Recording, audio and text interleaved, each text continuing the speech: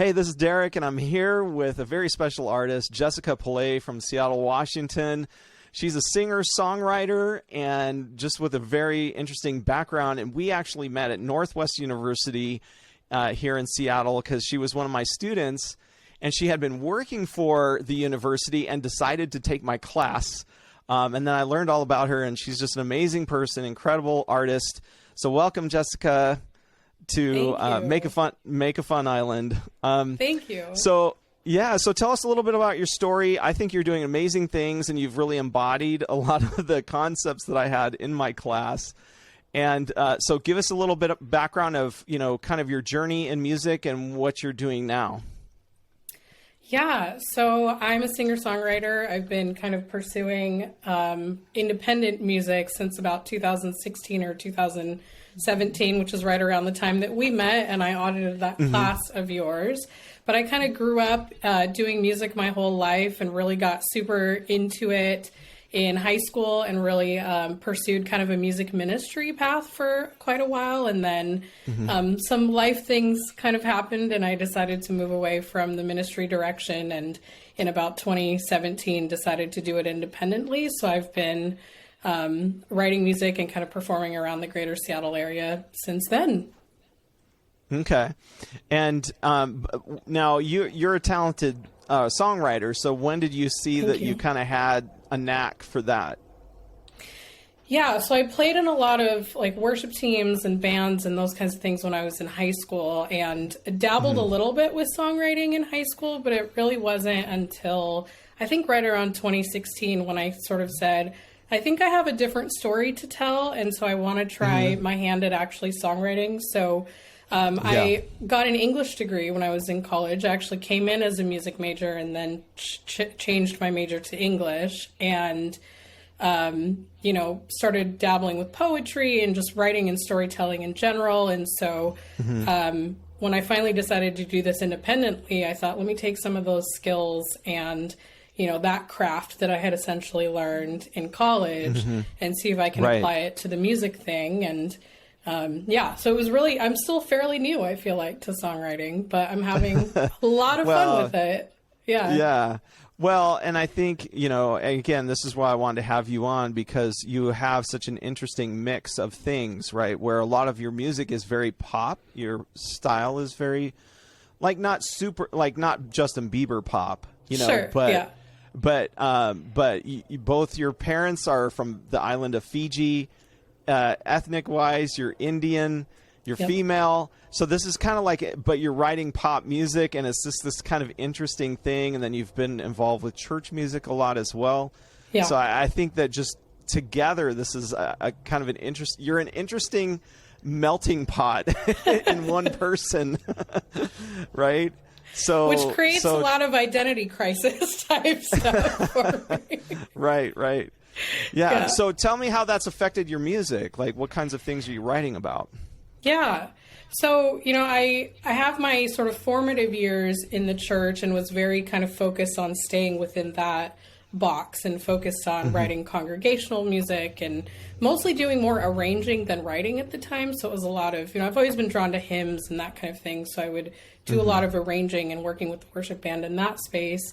And then I just kind of got to this point around 2015, 16 or so, where I started to say, I feel like I have a different story to tell. And it's not that I don't love that background, and certainly that informed who I am and still drives the person that I am today as far as like my faith and all of that goes. But, I just felt like I wanted to really write about kind of liminal spaces and people who might be maybe wrestling with hard things like their identity, like where they belong, feeling alone, those kinds of things. And so I started to really do a lot of journaling and identified a lot of themes that were really about, like, where do I belong? I feel like that's a big part of my theme that I write about. And, I just finished recording an EP a few months ago, and we're calling it Can Anybody Hear Me? Because we noticed this wasn't even an intentional decision when I was putting my track list together. But when I did, I realized every single song has some sort of line in there about finding my voice, or can people hear me, or, you know, where does my story fit into the tapestry of life and the world and who I am and my family and, you know, all those things. And so this idea of voice and having a voice or giving people a voice has been a huge part. And then you add in all the ethnicity stuff to it, obviously. So I'm, you know, the correct term is Indo-Fijian American. So you've got this like hyphenated thing. It's a mouthful, right. You know, it's always like, people, I'll say that to people and they're like, what does that even mean? So it's like, well, it means, you know, parents are from Fiji and grandparents and everything, but ethnically we're Indian, but I was born and raised here in America. So, you know, sonically, my music definitely has that Western pop contemporary kind of a feel to it, because that's what I grew up being exposed to for the most part. And that's what really informed my own music education when I was taking piano lessons and all of that. But that ethnic and cultural identity is definitely a huge part of who I am. And a lot of that is that constant wrestling of like, where do I belong and can anybody hear me? So that's become a huge theme in my music. And did your kind of journey in the church and kind of leading music in the church, did it kind of, was that affected by that Indo-Fiji kind of background? I mean, like, how were you perceived? Yeah, that's such a great question. You know, to be honest, I think that for a lot of my life, I felt a little bit invisible, both in just life in general, but also in the church, because I grew up in these predominantly white spaces where there weren't people who looked like me, who sounded like me, who knew my family's language. And so, you know, I could tell story after story about incidents, you know, that I've had throughout my life where really well-meaning people have said certain things that are, you know, racist or have racist undertones. And it's like, I grew up navigating that my entire life, but I think I was also taught at a very young age that if you want to survive here, you have to assimilate and you have to kind of just plug into what the general majority is saying, because you don't want to stick out or you don't want to, you know, ruffle anybody's feathers or, you know, those kinds of things. And so I really kind of focused everything on, you know, being like everybody else and playing the music that everybody else was playing. And I was, of course, taught by people who only had that Western kind of CCM background as far as their music teaching methods went. And so that's what I learned my whole life. Yeah, and so for those who don't know, CCM is contemporary Christian music, which is kind of a dominant form in American churches and a lot of churches in the West, Christian churches in the West. So, so then tell me about kind of like, you know, you've met this producer that you were super excited about, and and now you've I guess hit on a recipe that you feel really great about, both, I think, for your songs and this producer. So tell me about that relationship and how you guys met and who this person is.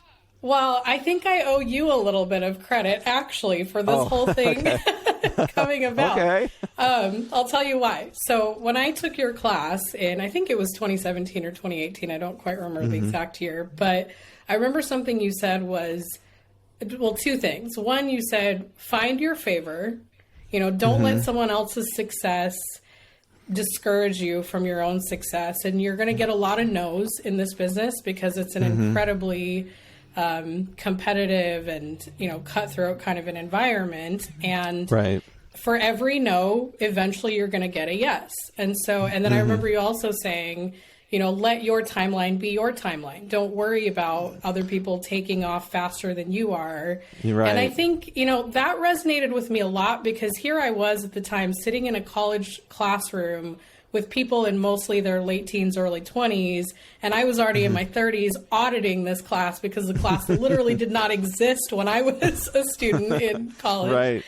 And, you know, and I already felt like I was kind of late to the game. And, you know, but I kind of, so with this producer, so I just finished working on a record with, his name is Derek Nelson, another Derek. And he's just such an incredible individual. He's a Pacific Northwest artist, but he has some connections to LA, and he lived there for a while and worked in, you know, some mainstream projects. He was on the show Glee for a while, and just has done a lot of stuff and kind of rubbed elbows with some pretty significant individuals. And I actually just found him randomly through Spotify. I found some of his music and just started listening to it and became a huge fan. And then realized that, he's from Washington. So I ended up getting a chance to see him live a couple times. And one thing that he does better than most other artists I've seen is his Instagram and social media game. Like, he's incredibly personal about it. It's not just that he has like a lot of followers, but he like knows his fans by name. So I even remember a couple years ago, this is way before we ever worked together, he sent me like an audio, message on Instagram DM on my birthday to wish me happy birthday. And I was like, we're not friends. What is happening? It was really cool because it was like, that's how much he pays attention to his fan base and is really invested in creating community. So then in 2020, by that point, I kind of knew him just as an acquaintance, I think. And I was still somebody I would just consider a fan of his work at that point. And he did this thing called the Writing Tank, which was a Facebook group during the lockdown, where he was basically giving like half-hour songwriting labs once a week through a live stream.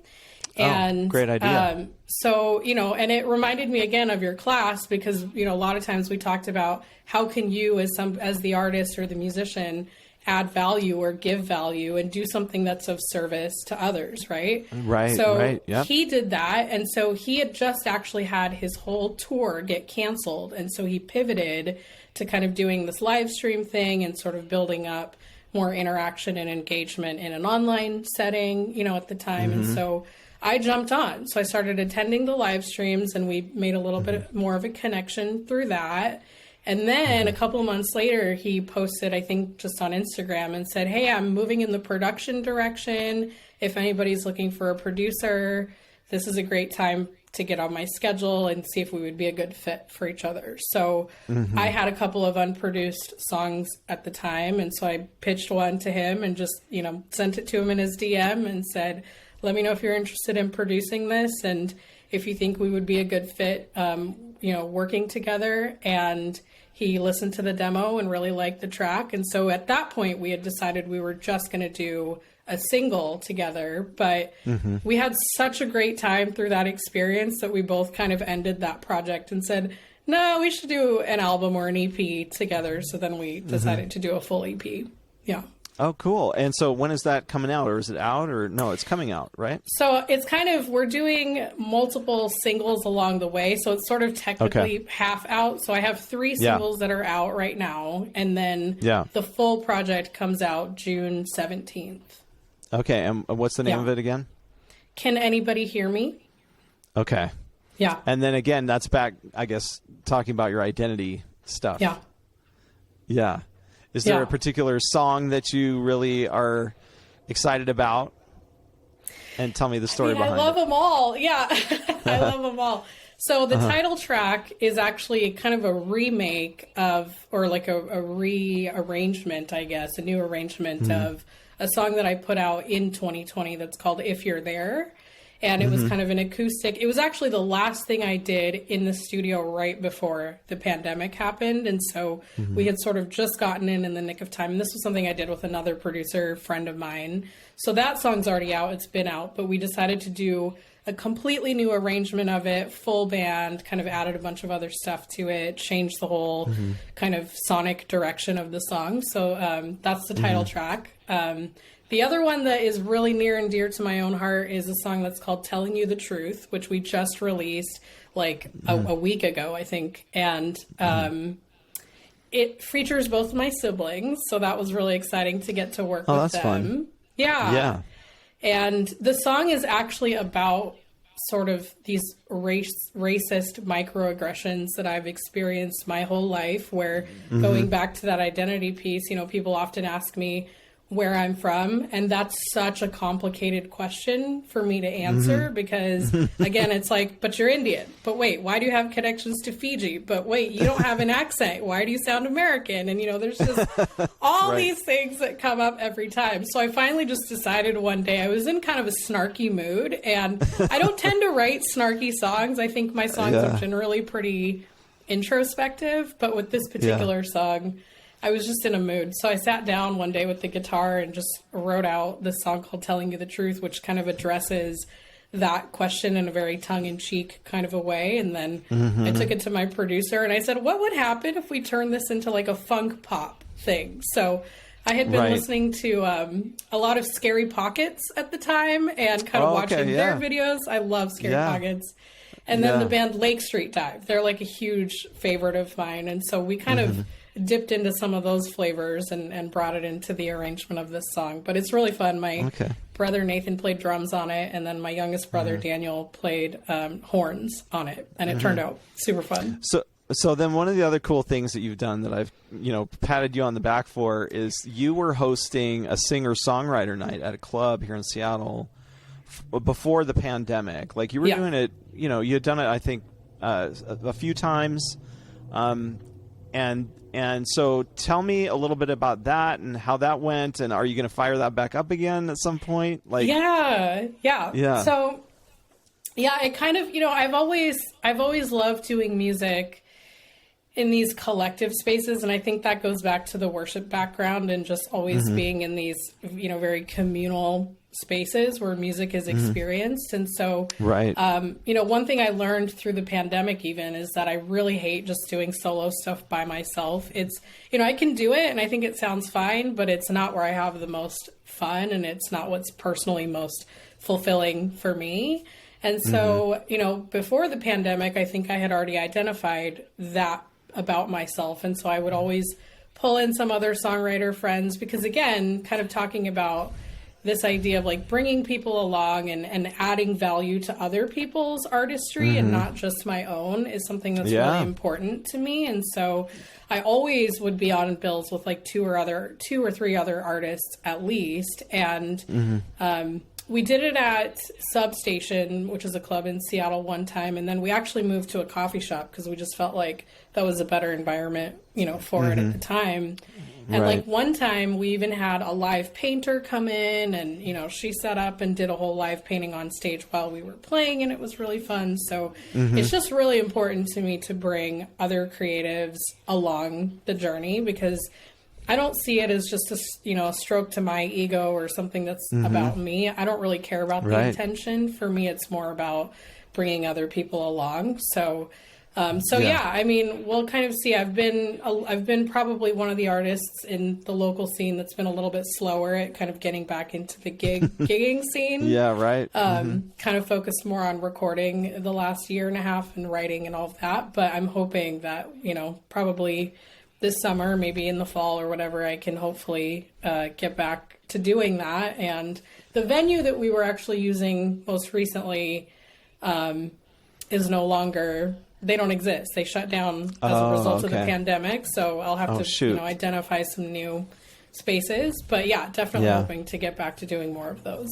Yeah, right. Well, I came to your one at the Substation when at the original one that you did. Yeah, it was the first one. Yeah. Yeah, and it was fantastic. And I was like, because I remember teaching in the class that, like, hey, like you were saying, I tell people, artists, like, find a way to create community, right? And like rather than waiting for somebody to offer you the gig, make your own gig, right? And so you just took that and ran with the idea. And when I found out you were doing it, I was like, this is awesome. And so I went, and it was so good. And I was like, this is the perfect example of how you do this, right? You create your own future, and so I'm excited for you to do it again. Thank you. Yeah. So whatever I got to do to help you do that again. Okay, I'm all for it. Yeah. We could even do it here. We could live stream it here if you wanted to. Hey. That'd be awesome. So, yeah. Yeah. So, but a coffee house sounds good too. Yeah. So there's some great places. So where we met, right, is in Kirkland, Washington. So those of you who are familiar with Kirkland brand from Costco, this is where we're from, and a lot of great coffee places in Kirkland. So I don't know if one of those might be willing to host you. That would be amazing. Yeah, totally. Yeah. Yeah. So, well, who would be on your list? Like, if you did another one, who would be on your list to invite? Like, who's kind of some of your favorite friends who are out there doing some fun stuff? Yeah, I feel like, interestingly enough, through the pandemic, I actually connected with quite a few new songwriters, or not necessarily that they're new to the scene, but just new to my world and, me knowing them.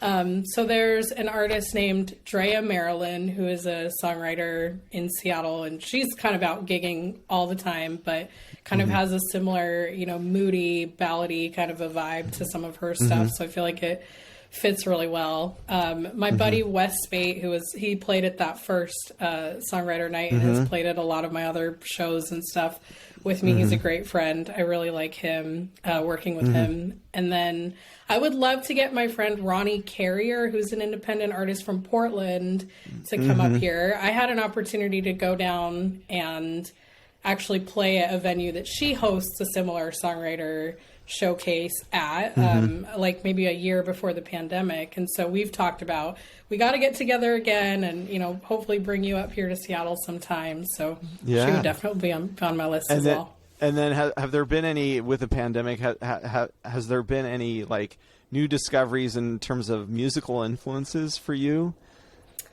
Yeah, I think, like I alluded to it a little bit earlier, so Lake Street Dive, and I've been really digging this whole more upbeat kind of pop funk thing lately. I feel like, I'd love to keep writing in that vein. And, I'm fortunate enough that I've got two siblings who also really enjoy that style. So maybe there's a little bit of opportunity to do some stuff with them. Hopefully. We'll see. Yeah. Yeah. Okay.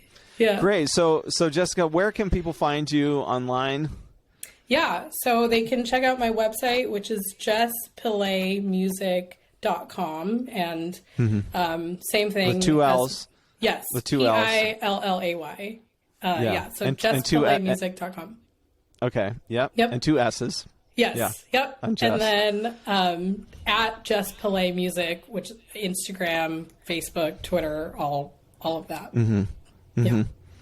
Okay, great. Yeah. Well, we look forward to hearing the rest of the album so we can listen to the singles and the rest of it by mid-June.